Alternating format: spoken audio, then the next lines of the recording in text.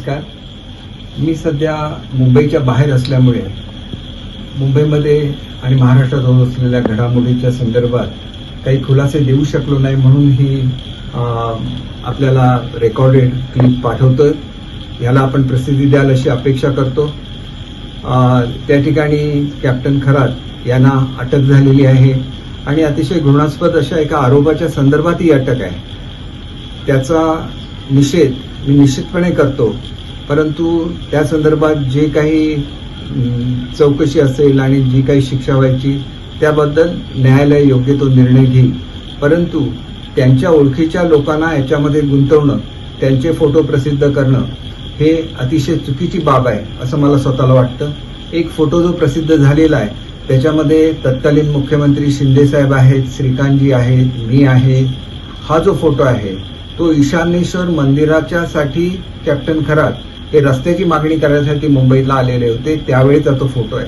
हा रस्ता तयार सुद्धा झालाय, कोणीतरी जाऊन तो बघू शकतो. शेवटी ईशानेश्वर मंदिरमुळे माझी आणि कॅप्टन खरात यांची ओळख झालेली आहे, ही वस्तुस्थिती आहे.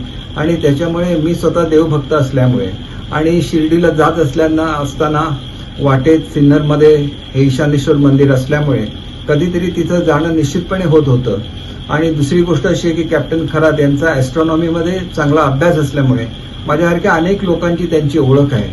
परंतु यामुळे काही राजकीय जे आरोप केले जातात ते मात्र अत्यंत चुकीचे आहेत. विशेषतः संजय राऊतने म्हटलेलं आहे की ते माझं डिपार्टमेंट चालवतं. ते कसं चालवणार? ते एकदा सुद्धा माझ्या ऑफिसमध्ये आलेले नाहीत, ही वस्तुस्थिती आहे.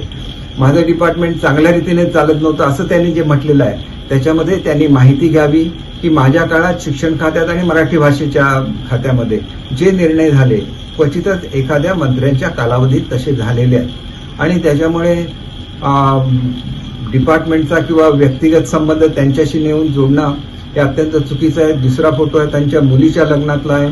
ज्यांची आपली ओळख आहे त्यांच्या लग्नाला आपण जातो, त्यांना शुभेच्छा देतो आणि त्यांच्याशी होत असलेल्या भेटीमध्ये या संबंधातील त्यांच्या व्यक्तिगत जीवनाची कधीही चर्चा ही माझी आणि त्यांची झालेली नाही आहे.